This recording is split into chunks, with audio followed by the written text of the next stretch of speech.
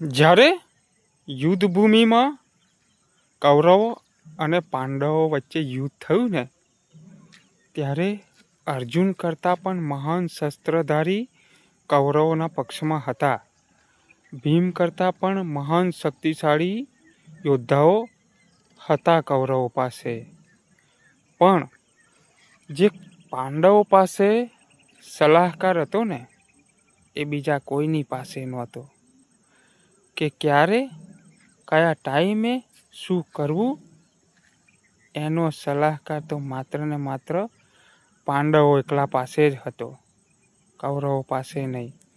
આપણા જીવનમાં કંઈક એવું જ છે.